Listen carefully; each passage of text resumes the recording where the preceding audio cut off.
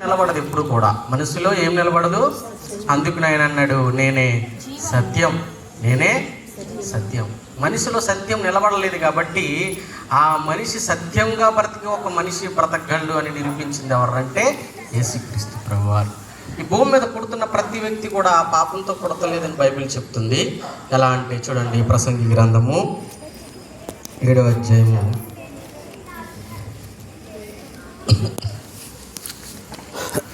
29వ వచనం,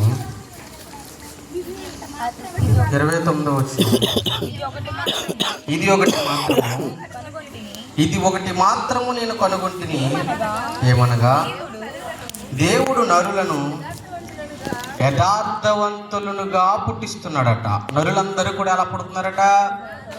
యథార్థవంతులుగా పుడుతున్నారంట, నీతిమంతులుగా పుడుతున్నారు.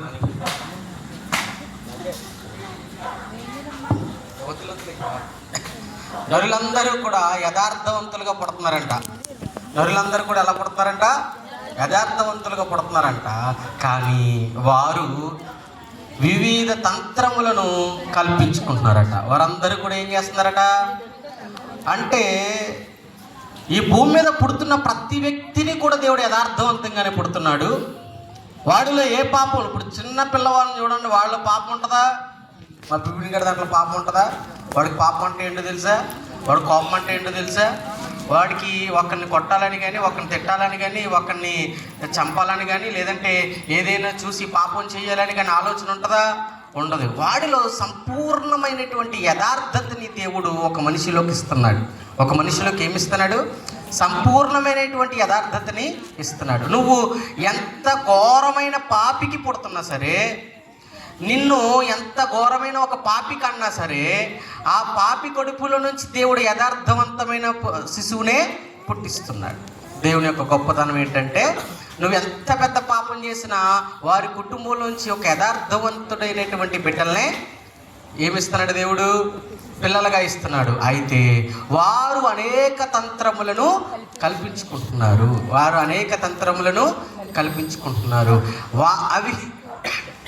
అవి కల్పించుకోకుండా బ్రతకడమే ఈ జీవితం. ఇదే బైబిల్ గ్రంథం అంతా బోధించేది.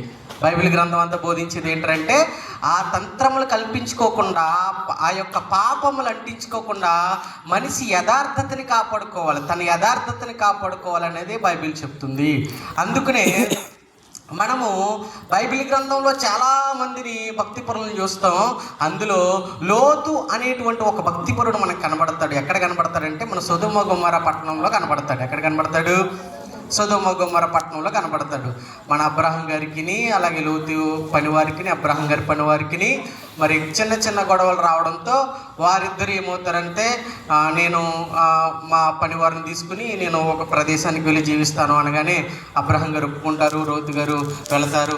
లోతు ఏం చూసుకుంటారంటే, సొదొమ గొమొర్రా పట్టణంని చూసుకుని అక్కడ నివసించడానికి వెళ్తాడు. అక్కడికి వెళ్ళిన తర్వాత జరిగిన విషయం ఏంటంటే, అక్కడ వారందరూ కూడా భయంకరమైనటువంటి పాపం చేసే మనుషులు. అక్కడ ఉన్న వారందరూ ఎలాంటి వారు? చూడండి, తిమోతిలో 2వ పేతురు రాసిన పత్రిక 2వ అధ్యాయము 2వ తిమోతికి రాసిన పత్రిక 2వ పేతురు రాసిన పత్రిక 2వ అధ్యాయము 6వ వచనం తీసుకున్నారా? 219వ పేజీ నంబర్, 2వ పేతురు 2వ అధ్యాయం 6వ వచనం. మరియు ఆయన సొదొమ గొమొర్రాలను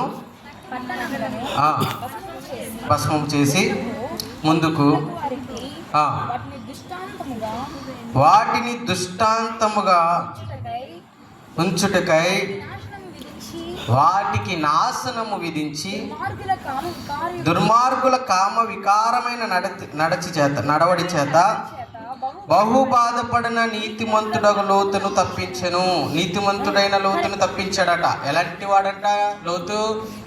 నీతిమంతుడట. ఎలాంటి వారి మధ్యన? అక్కడ ఉన్నటువంటి భ్రష్టులైనటువంటి మనుషుల మధ్య, కామ వికారమైనటువంటి మనుషుల మధ్య ఎవ్వరు కూడా అటువంటి పాపాన్ని ఒడగొట్టుకోవడానికి కూడా ధైర్యం చేయలేనటువంటి గొప్ప పాపము చేసేటువంటి ప్రజల మధ్య ఉన్నాడు. ఎవరు? లోతు గారు. ఇప్పుడు మన చుట్టూ ఒక 20 మంది 40 మంది జీవితకాలం అంతా కూడా ఎప్పుడు చూసినా పాపం చేస్తూ ఉంటున్నారు అనుకోండి, మనము కూడా ఏమైపోతాం? అసలు ప్రార్థన చేసే వాళ్ళు లేరు, ప్రార్థన పెట్టి వాళ్ళు లేరు, లేదంటే ఎప్పుడు చూసినా నీతో మంచిగా అది ఇది అలా ఎటకారలాడుతూ ఆడేవారే తప్ప ఒక్కరు కూడా మంచివారు లేరనుకోండి, కొన్ని రోజులకి మంచివాడు కూడా ఏమైపోతాడు? చెడ్డవాడు అయిపోతాడు. కానీ లోతు తన బ్రతికినంత కాలము కూడా ఎలా బ్రతికాడంటే నీతిమంతుడిగా బ్రతికాడు అని బైబిల్ చెప్తుంది. హల్లెలూయా. ఏ భక్తి పరుణ్ణి కూడా నీతిమంతుడైనటువంటి అబ్రహాము అని కానీ, నీతిమంతుడైనటువంటి దావీదని కానీ ఎక్కడ పిలవలేదు. వాళ్ళందరూ నీతిమంతులే, కానీ పర్టికులర్గా అలా పిలవలేదు. ఎందుకంటే వాళ్ళందరూ కూడా లోతు ఉన్నంత భయంకరమైనటువంటి పాపుల మధ్య ఎవరు బతకలేదు. అర్థమైందా మీకు? అబ్రహాము తన కుటుంబం మధ్య ఉన్నాడు, దావీదు గారు తనకున్నటువంటి ప్రజల మధ్య ఉన్నాడు. విశ్వాసులందరూ కూడా, భక్తి పరులందరూ కూడా చక్కగా వారు భక్తిలో నివసించదగినటువంటి ప్రదేశంలో ఉన్నారు. కానీ ఒక్క లోతు మాత్రమే చిన్న పిల్లలతో పెద్దవారితో మొదలుకొని అందరూ కూడా పాపము చేసేటువంటి బిడ్డల మధ్య ఉన్నాడు. హల్లెలూయా. అక్కడ వారి దగ్గరికి వచ్చినటువంటి దేవదూతలతో పాపం చేయడానికి వారు ఊరంతా కలిసి వచ్చారట. ఎవరంతా వచ్చారు? సొదొమ గొమొర్రా పట్టణస్థులందరూ కూడా ఎక్కడికి వచ్చారట? లోతు ఇంటికి వచ్చారట. హల్లెలూయా. ఎందుకు వచ్చారు ఇంతకీ? ఇదిగో దేవదూతల్ని మా దగ్గరికి పంపించు అన్నాడు. అటువంటి భయంకరమైనటువంటి పాపం మధ్యలో లోతు గారట నీతిమంతుడిగా పెరిగాడట. ఎలా పెరిగాడు? నీతిమంతుడిగా పెరిగాడు. అందుకే బైబిల్లో ఆయన ఏమన్నాడంటే బహుబాధపడిన నీతిమంతుడు. మాట చదవండి, 7వ వచనం. దుర్మార్గుల కామ వికారమైన నడవడి చేత బహుబాధపడిన నీతిమంతుడకు లోతును తప్పించెను. ఆ నీతిమంతుడు వారి మధ్యను కాపురముండి తను చూచిన వాటి యందును వినిన వాటిని బట్టి వారి అక్రమ క్రియల విషయంలోనూ దినదినము నీతి గల తన మనసును నొప్పించుకొని వచ్చెను. ఏం చేశాడట? ప్రతి దినము వారు చెప్తున్నటువంటి మాటలు కానీ, వారు అంటున్నటువంటి మాటలు కానీ, వారు చుట్టుపోటు మాటలు కానీ, వారు చూస్తున్న దాన్ని బట్టి కానీ, వింటున్న దాన్ని బట్టి కానీ, వారి చుట్టూ జరుగుతున్న దాన్ని బట్టి కానీ తన మనస్సును నొప్పించుకున్నాడు తప్ప తన మనస్సుని దానికి అప్పచెప్పుకోలేదు. ఏం చేశాడు లోతు గారు? ఏం చేశారు? తన మనస్సును నొప్పించుకున్నాడు తప్ప తన మనసుకి తను ఏం చేసుకోలేదు? అప్పగించుకోలేదు. హల్లెలూయా. కాబట్టి పాపానికి మనం ఎప్పుడు కూడా మన మనస్సును ఇవ్వకూడదు. చూడండి, రోమిలికి రాసిన పత్రిక 6వ అధ్యాయం, 12వ వచనం.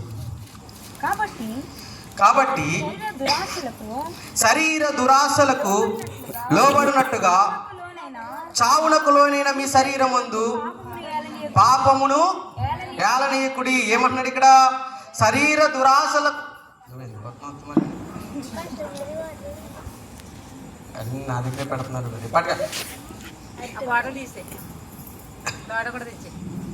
చాలు.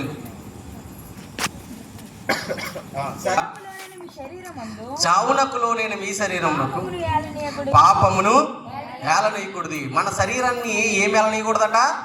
మన చుట్టూ ఎన్నో పాపాలు మన కట్టుకోవడానికి ప్రయత్నం చేస్తున్నా, మనల్ని ఎంతో లాగడానికి ప్రయత్నం చేస్తున్నా, లోతులాగా దాన్ని బట్టి మనం బాధపడాలి తప్ప దాన్ని మన శరీరం మీదకి ఏం చేసుకోకూడదట? ఏలనివ్వకూడదట. హల్లెలూయా. పాపాన్ని ఏలనిచ్చేవాడు పరిశుద్ధుడు కాలేడు ఎప్పటికీ కూడా. పాపాన్ని తన శరీరంలోనికి రప్పించుకున్నవాడు ఎప్పటికీ కూడా ఈ లోకంలో కాదు కదా, నరకంలో కూడా వాడికి లెక్క ఉండదు. వాటి దేవుడు ఎలా చూస్తాడంటే లెక్కలేని వాడుగా చూస్తాడు. చూడండి, ఎంతో గొప్ప సౌందర్యం కలిగిన వాడు, దేవుడి చేత జ్ఞానాన్ని పొందుకున్నటువంటి సొలొమోను గట్టి పరకతో పోల్చుకోలేకపోయాడు. ఎందుకంటే తన జ్ఞానము, తను సంపాదించుకున్నటువంటి భక్తి, తను సంపాదించుకున్నటువంటి ఆస్తి, తను సంపాదించుకున్నటువంటి విలువైనటువంటి ఆ యొక్క మందిరాలన్నింటిని బట్టి కూడా తన భార్యల పట్ల విగ్రహారాధనకి తన మనసును తిప్పేసుకున్నాడు. అంటే దీనికి అర్థం ఏంటంటే, నువ్వు ఒక స్టేజ్కి వచ్చిన తర్వాత నీ చుట్టుపక్కల ఉన్నటువంటి కొన్ని పాపములు నిన్ను ఆటోమేటిక్గా నీ శరీరాన్ని బంధించడానికి ప్రయత్నం చేస్తూ ఉంటాయి నీకు తెలియకుండానే. కాబట్టి దాని నుంచి అంటున్నాడు, మీ శరీరమునకు దాన్ని లోబడనివ్వకండి అంటున్నాడు పాపమునకు. హల్లెలూయా. మన శరీరాన్ని దేనికి లోబడనివ్వకూడదట? పాపమునకు లోబడనివ్వకూడదట. పాపమునకు మనకు ఏమాత్రము కూడా దానికి మనకు మనసు ఇవ్వకూడదు. హల్లెలూయా. ఎప్పుడైతే పాపము మనల్ని ఏలుతుందో పరిశుద్ధతలోనికి మనం వెళ్ళనివ్వకుండా మన శరీరం ఏం చేస్తుందంటే మనల్ని దారి తప్పిస్తూ ఉంటుంది. మనల్ని ఏలవలసింది ఏంటంటే ఇంతకీ పరిశుద్ధాత్మ మనల్ని ఏలాలి. నువ్వు ఎలా నడుచుకోవాలి, ఎలా జీవించాలి, ఎలా ఉండాలనేది నీకు పరిశుద్ధాత్మ చెప్పాలి. కానీ నీ శరీరం ఆల్రెడీ పాపానికి లోనైపోయింది కాబట్టి నిన్ను ఏలుతుందట. అది ఏం చేస్తుందట? ఏలుతుందంట. పరిపాలించేవాడు చెప్పిందే ఎప్పుడైనా కింద ఉన్న వాళ్ళు చేస్తారు, అవునా కదా? నీ దగ్గర ఒక పనివాడు ఉన్నాడంటే నీ ఇంటికి వచ్చి వాడికి నచ్చింది చేసుకుంటా వెళ్ళిపోతాడా? ఏం చేయాలి, రేపు పొద్దున వాడు ఏం చేయాలంటే నీ దగ్గరికి వచ్చినట్టు వాడు ఏమడుగుతాడు? అయ్యగారు ఈరోజు ఏం చేయాలి? నువ్వేం చెప్తేనే అది చెయ్యాలి. అలాగే పాపము మనిషిని ఏం చేస్తుందంటే ఏలుతుందంట. నువ్వేం చేయాలో రూల్ చేస్తుంది. ఏం చేస్తుంది? నువ్వేం చేయాలో రూల్ చేస్తుంది. ఆ రూల్ నుంచి మనిషి తప్పించబడా. ఒక బానిసత్వంలో నుంచి మనిషి బయటికి రావాలి. ఆ బానిసత్వం ఏమిటంటే పాపము అనే బానిసత్వం. అందుకని లోతు అంటున్నాడు, చూచిట వాటి యందును వినిన వాటి బట్టిని అక్కడున్న వారందరి బట్టిని దినదినము తన మనస్సును బాధ పెట్టుకున్నాడట. హల్లెలూయా, హల్లెలూయా. మరి మనం ఎంత బాధ పెట్టుకుంటున్నాం? పాపాన్ని ఏలనిస్తున్నాం, చక్కగా పాపాన్ని ఏలనిస్తున్నాం. చూచిన దాన్ని బట్టి సర్లే ఒకసారికి చూసేస్తే ఏమోయింది అని చూసేస్తున్నాం. విన్నదాన్ని బట్టి ఈసారి ఒకసారి చూసేది వినేస్తే ఏం పోద్ది అనుకుంటున్నాం. ఎవరూ మనల్ని గమనించట్లేదు కదా అని మనం చేయవలసిన పనులన్నీ చేస్తున్నాం. పాపము తెలియకుండానే నిన్ను ఏం చేస్తుందంట? ఏలుతుందంట, ఏలుబడి చేస్తుంది. హల్లెలూయా, ఏలుబడి చేస్తుంది. ఆనాడు ఆదాము దగ్గర నుంచి ఇప్పటి వరకు కూడా ప్రతి మనిషిని కూడా పాపం ఏలుతుంది. ఆదాము, వద్దురా బాబు, నువ్వు ఆ పండు మాత్రం తినకు, నీ తోటలో నువ్వు విన్నదంతా కూడా తిను. ఎవడొద్దన్నాడు? నీదంతా ఇదే, నీకు నచ్చిన ఫలం తిను అన్నాడు. కానీ ఆదాముకు మాత్రం ఆ పండును తినడానికి మాత్రమే ఆకర్షణ కలిగింది. అవ్వ చెప్పినండి తినడానికి గల కారణం ఏంటంటే ఆల్రెడీ తినాలనే ఆలోచన కూడా ఎవరికి ఉంది? ఆదాముకుంది. పాపము ఏలడం అంటే ఇదే. పాపము దగ్గరుండి నిన్ను ప్రోత్సహించదే కానీ తెలియకుండానే నిన్ను ఆవరిస్తూ ఉంటుంది. అవకాశం వచ్చినప్పుడు అది ఒక అడుగు ముందుకేస్తుంది.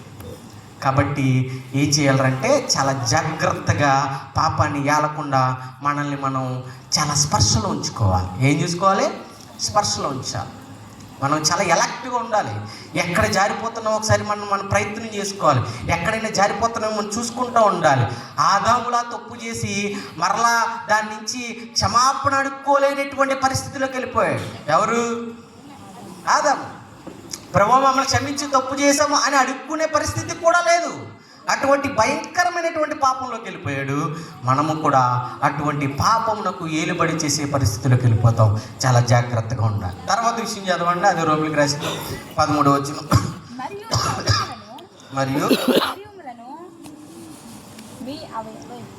మరియు మీ అవయవములను దుర్నీతి సాధనములుగా పాపమునకు మనం ఏం చేయకూడదట? అప్పగించకూడదట. పాపము దేని వలన కలుగుతుంది అంటే అవయవముల వలన. దేని వలన కలుగుతుంది? ఇప్పుడు చూడండి, మీకు కళ్ళు ఏమనుకోండి, పాపం చూడగలరా? చూడగలుగుతున్నాం అంటే అర్థం ఏంటి? నీకు కళ్ళు అనే ఒక అవయవం ఉంది కాబట్టి. అవునా కదా? అవునంటారా కాదంటారా? కాబట్టి అవయములు ఏం చేయకూడదట? పాపమునకు చదవండి, మాట చదవండి మళ్ళీ. మీ అవయవ దుర్నీతి సాధనములుగా, ఆ యొక్క సాధనాలుగా మీ యొక్క పాపము, మీ యొక్క అవయములు ఎలా ఉపయోగపడతాయంటే పాపానికి సాధనాలుగా ఉపయోగపడతాయి. దీనికి కారణం నలుపుకోకపోతే, మీ శరీరాన్ని పాప విషయంలో బాధ పెట్టుకోకపోతే అదే శరీరము పాపానికి ఆయుధాలుగా మారతాయట. హల్లెలూయా. కాబట్టి మీ శరీరాలను పాపానికి లోనయ్యేటువంటి పరిస్థితుల్లోకి వెళ్ళిపోకుండా జాగ్రత్తగా నలగొట్టుకుని క్రీస్తులో నిలబెట్టుకోవాలి. దేంట్లో నిలబెట్టుకోవాలి? అందుకని అంటున్నాడు, మీ అవయములను దేవునికి సమర్పించుకోండి అంటున్నాడు. ఏమంటున్నాడు? చదవండి, ఆ మాట చదవండి. అదే వచ్చి కింద చదవరు కదా. అయితే మృతుల్లో నుండి సజీవులం అనుకొని మిమ్ముని మీరే దేవునికి అప్పగించుకోవాలట. ఎవరికి అప్పచెప్పుకోవాలట? దేవునికి మనల్ని మనమే దేవునికి సజీవులుగా అప్పచెప్పుకోవాలట. హల్లెలూయా. ఇప్పటి వరకు మన శరీరము ఈ దేనికైతే పాపానికి లోనైందో, ఏ పాపానికైతే మనల్ని ఆయుధంగా మార్చుకుంటుందో, ఏ పాపమైతే మనల్ని ఆవరిస్తుందో, యేసుక్రీస్తు ప్రభువారు ఆ పాపానంతటిని కూడా ఆయన రక్తము చేత, ఆయన శిలువ యాగము చేత సంపూర్ణంగా తీసేశాడు. హల్లెలూయా. అందరూ 2 చేతుల పైకి ఎత్తి చెప్పండి. ఆయన సమృద్ధిగా మన పాపం నుండి మనల్ని అందరినీ కూడా ఏం చేశాడట? విడిపించాడు. కాబట్టి ఇక దానితో మనకి సంబంధం లేదు, అదే విషయం మాట్లాడుతూ మరలా కొంతమంది అదే పాపంలో బ్రతుకుతున్నారట. చూడండి, రోమిలికి రాసిన పత్రిక 7వ అధ్యాయము 14వ వచనం. ధర్మశాస్త్రము ఆత్మ సంబంధమైనదని ఎరుగుదుము. అయితే నేను పాపమునకు అమ్మబడి శరీర సంబంధునై ఉన్నాను అంటున్నాడు. పాపానికి తను ఏం చేసుకుంటున్నాడట? ఆ శరీరాన్ని మొత్తాన్ని కూడా అమ్మేసుకున్నాడట. పాపాన్ని అమ్ముకుని శరీర సంబంధిగా అయిపోయాడు. ఆత్మ సంబంధిగా బ్రతకవలసినటువంటి మనిషి, ఆత్మపూర్ణుడిగా ఉండవలసినటువంటి మనిషి, ఆత్మయే పైచేయిగా ఉండవలసినటువంటి మనిషి చివరికి తన శరీరం చేత ఏం చేయబడతాడంటే పాపానికి అమ్మేసుకుంటున్నాడట. హల్లెలూయా, హల్లెలూయా. ఎందుకు ఈ పాపపు జీవితాన్ని మన ప్రతి మనిషి కూడా అనుభవిస్తున్నాడు అంటే, ఎందుకు ఈ పాపాన్ని ప్రతి శరీరము కూడా కోరుకుంటుందంటే, నీతిగా బ్రతకడం కంటే పాపిగా బ్రతకడమే చాలా మందికి ఈజీగా అయిపోతుంది. కాబట్టి ఇప్పుడు చూడండి, మీరు చక్కగా మంచిగా ఒక రోజ్ ఫ్లవర్స్ తెలుసు కదా, తెలుసు కదా, ఎర్రగా ఉంటాయి, గులాబీలు, బంతిపూలు చక్కగా ఓ దారిలో అలా మంచిగా పరిచారు. ఒక దారిలో ఏం వేశారంటే ముళ్ళు ఉన్నాయి, రాళ్ళు ఉన్నాయి, అవి ఉన్నాయి, ఇవి ఉన్నాయి, కొంచెం ఇబ్బంది నడవడానికి. నడవచ్చు కానీ ఇబ్బంది. ఇప్పుడు మామూలుగా మనం ఏమించుకుంటాం, చక్కగా దారి బాగుంది కదా, ఫ్లవర్స్ బాగున్నాయి కదా, మంచిగా మనకి ఏ ఇబ్బంది లేదు కదా అని చెప్పేసి శరీరము ఒకటి కోరుకుంటూ ఉంటుంది. కాకపోతే ఆ దారికి మార్గం ఒకటి ఉంది. ఓ రాళ్ళుండి, రప్పనుండి, దాని తర్వాత జీవ మార్గం అని ఉంది. ఇదేమో ఏ మార్గం ఉందంటే లోక మార్గం అని ఉంది. ఇప్పుడు మనం ఏం నడుస్తాం? జీవ మార్గం చూసుకుంటామా, లోక మార్గం చూసుకుంటామా? జీవ మార్గం చాలా తెలియని వాళ్ళు మీరు ఇప్పుడు కాబట్టి మనకి నడవడానికి ఏదైతే వీలుగా ఉందో, చక్కగా బాగుందో, అదే శరీరం కోరుకుంటూ ఉంటుంది. అదే ఏం చేస్తుంది?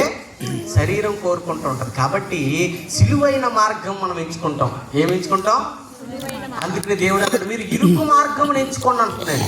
ఏ మార్గం ఎంచుకోవాలంటే మనం అయిపోద్ది. మీరు అక్కడి నుంచి మీరు మరలా కదిలి జీవంలోనికి రాలేరు. హల్లెలూయా. కాబట్టి ఇరుకు మార్గంలోనే మనం ప్రయత్నించాలి.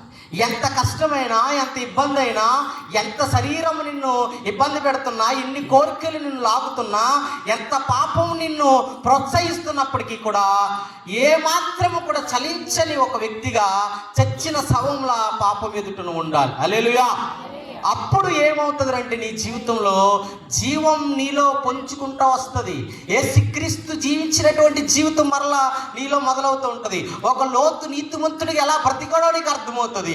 ఒక లోతు ఆ పాపములన్నిటి నుంచి కూడా తప్పించుకుని ఒక నీతికరమైనటువంటి బ్రతకడానికి ఎంత ప్రయాసపడ్డాడో నీకు కూడా అర్థమవుతుంది. హల్లెలూయా. అది మనం ఏం చేయాలి? ప్రయత్నం చేయాలి. ఏం చేయాలి? మనల్ని మనం నలగొట్టుకోవాలి. దినదినము లోతు ఎలా అయితే బాధ పెట్టుకున్నాడో మనం కూడా బాధ పెట్టుకోవాలి. హల్లెలూయా.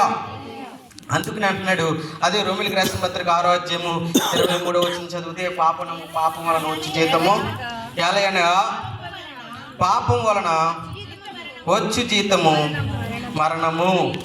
చాలు. ఏమంటాడ? పాపం వలన వచ్చి జీతము మరణము. ఇది ఏ మరణం? రెండవ మరణం. మనకు వచ్చేటువంటి మరణం గురించి కాదు ఇక్కడ మాట్లాడుతుంటా.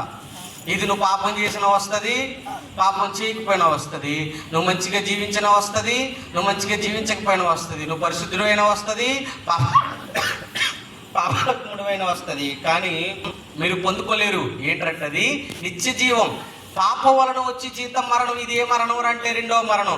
నరకంలో నువ్వు అనుభవించేటువంటి ఆ మరణం. నువ్వు చావాలనుకున్నా నీకు మరణం రాదు. నువ్వు నిత్యము బ్రతకడానికి ప్రయత్నం చేయాలనుకున్న, మంచిగా బ్రతకాలన్నప్పుడు అవకాశం ఉండదు. కాబట్టి దాన్ని ఏమన్నారంటే చచ్చి బ్రతుకుతూ ఉంటారు, ఇంకా అలాగా మరణిస్తూనే ఉంటారు. అక్కడ పండ్లు కొరుకుతాయి, ఏడుపును పండ్లు కొరుకుతాయి ఉంటాయి తప్ప అంతకంటే సంతోషం అక్కడ ఉండదు. కాబట్టి అంటున్నాడు, పాపం వలన మీకు వచ్చేదంతా రెండో మరణం. పాపానికి దూరంగా బ్రతకండి. దేవుడిచ్చిన యథార్థతని మనం చేపట్టుకోవాలి. మనుషులందరినీ కూడా ఎలా పుట్టిస్తున్నాడంటే ఆయన యథార్థముగా పుట్టిస్తున్నాడట. ఎలా పుట్టిస్తున్నాడట? చెప్పడిగా ప్రసంగిలో, ఇదిగో ఈ భూమి మీద అందరినీ కూడా యథార్థముగా పుట్టిస్తున్నాను, కానీ వారు అనేక తంత్రములను కల్పించుకున్నారట. కాబట్టి యథార్థంగా పుడుతున్న మనము మన యథార్థతని కాపాడుకోవాలి. పాపం చేస్తే మనకి పాపం వలన ఎప్పుడు కూడా మనకి నాశనమే వస్తుంది తప్ప ఏం రాదు. అందుకే సామెతల గ్రంథంలో చెప్తున్నాను చూడండి. సామెతల గ్రంథము 14:34 సామెతల గ్రంథము 14:34 పాపపు ప్రజలు, ఇదిగో పాపపు ప్రజలు ఏం చేస్తారట? అసలు పాపం వలన ప్రతి ఒక్కరికి కూడా అవమానం కలుగుతుందట. ఏం కలుగుతుంది? అవమానం కలుగుతుంది. కాబట్టి అవమానం కలగకుండా చూసుకోవాలి. మనం ఏ పాపముకి మనం ఎప్పుడైతే పాపానికి లోనవుతామో మనలో పాపం ఉంటుందో అనేకమైన అవమానాలు మన మీదకి వస్తాయి. అందుకనే దేవుడు ఏం చెప్తున్నాడంటే పాపము చేయకుండా బ్రతకండి అంటున్నాడు. ఏం చేయకుండా బ్రతకాలి? అందుకనే దేవుడు ఇచ్చేటువంటి మహిమను కూడా పొందుకోలేకపోతున్నారు. చూడండి, అదే రోమిలికి రాసిన పత్రిక 3:23 చదవండి. రోమిలికి రాసిన పత్రిక 3:23 ఏ భేదమును లేదు, అందరూ పాపము చేసి దేవుడు అనుగ్రహించు మహిమను ఏం పొందలేకపోతున్నారట? ఏం చేయడం వలన? పాపము చేయడం వలన మనిషి దేవుడు ఇస్తున్నటువంటి మహిమను పొందుకోలేకపోతున్నారు. అసలు ఈ మనిషి పొందుకునేది ఏదైనా ఉందంటారా? దేవుని యొక్క మహిమే. ఈ ఆశీర్వాదం అంటారా? ఈ బిల్డింగ్లు కట్టుకోవడం, కార్ల మీద తిరగడం, ఈ డబ్బు, ఈ ఆస్తి నువ్వు ఏ దేవుణ్ణి ఆరాధించిన వాళ్ళని చూసినా సరే వాళ్ళందరికీ నీకంటే ఎక్కువ ఉన్నాయి, నీకంటే పెద్ద పెద్ద బిల్డింగ్లు ఉన్నాయి అన్ని దేవుళ్ళని ఆరాధించేవాడికి. మరి నీకేంటి గొప్ప?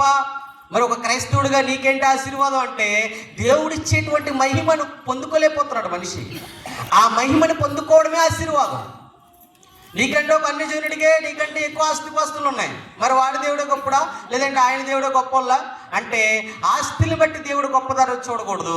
ఇక్కడ ఏం చెప్తున్నాడంటే దేవుడు ఇచ్చేటువంటి ఆశీర్వాదం ఏంటంటే ఆయన మహిమ మనకి ఇవ్వడానికి సిద్ధంగా ఉన్నాడు. హల్లెలూయా! అది నిజమైన మహిమ. దేవుడు స్వయంగా తన మహిమని నీ మీదకి ఇస్తానంటున్నాడు.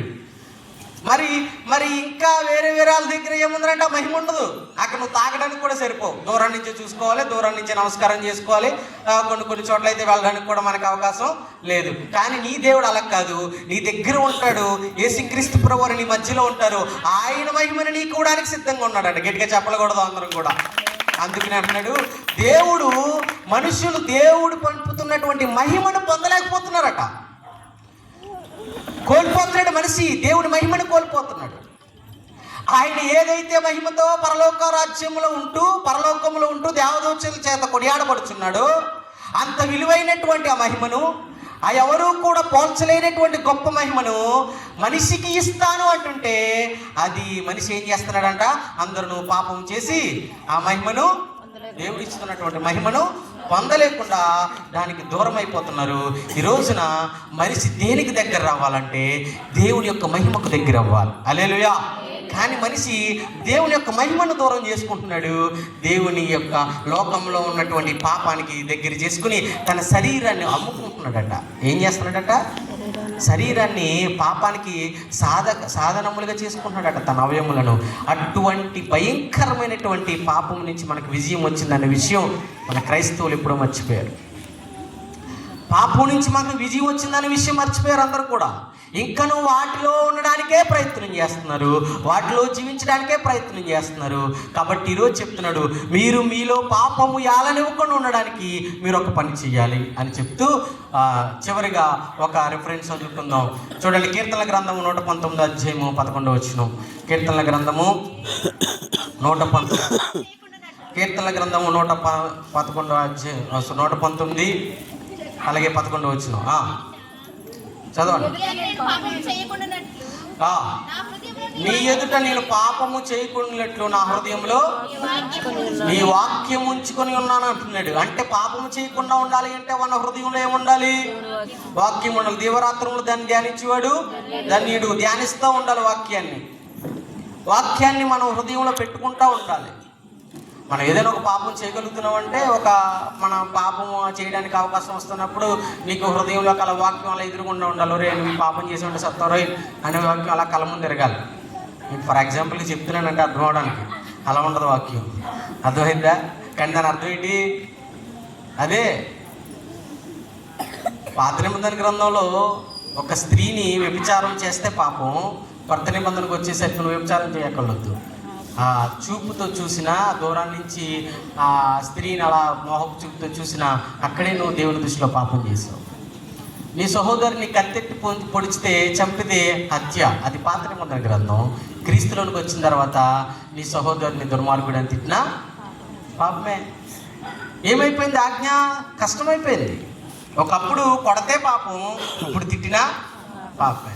ఒకప్పుడు వ్యభిచారం చేస్తే పాపం, ఇప్పుడు చూచినా పాపమే. కాబట్టి మన పరిస్థితి ఎలా ఉందిరా అంటే మన శరీరాల్ని చాలా జాగ్రత్తగా కాపాడుకుంటూ దేవునికి సమర్పించుకునేటువంటి పరిస్థితిలో ఉంది. కాబట్టి జాగ్రత్త, మీ శరీరాలను పాపమునకు ఇవ్వకుండా దేవుని యొక్క పరిశుద్ధతకి ఇచ్చుకోండి. మన హృదయంలో ఏముండాలంటే ఇప్పుడు కూడా వాక్యం ఉండాలట. దేవునికి మహిమ కలుగును గాక. హల్లెలూయా. నీ వాక్యము నా హృదయంలో ఉంచుకొని పాపము చేయకుండా ఉంటున్నాను అంటున్నాడు. పాపం నా దగ్గరికి రాకుండా ఉండడానికి ఆయన పెట్టుకున్నటువంటి సూత్రం ఏంటంటే వాక్యమే. కాబట్టి ఎప్పుడు కూడా అనుదినము వాక్యం చదవాలి, అనుదినము వాక్యం ఎదగాలి, అనుదినము వాక్యంతో అనుసంధానం కలిగి ఉండాలి, వాక్యం ఎక్కువగా చదువుతూ ఉండాలి, వాక్యాన్ని పరిశీలన చేయాలి, వాక్యాన్ని క్వశ్చన్ చేయాలి, వాక్యాన్ని ప్రశ్నించాలి. ఆ వాక్యమే నీవైపోవాలి. హల్లెలూయా. అప్పుడే సాతాను గడి కానీ, సాతాను క్రియలు కానీ, పాపపు జీవితం కానీ, పాపపు చీకటి కానీ మీ మధ్యకి రాదు, మీలో ఉండదు. దేవుడు మిమ్మల్ని దీవించి నడిపించునుగాక. ఆమేన్.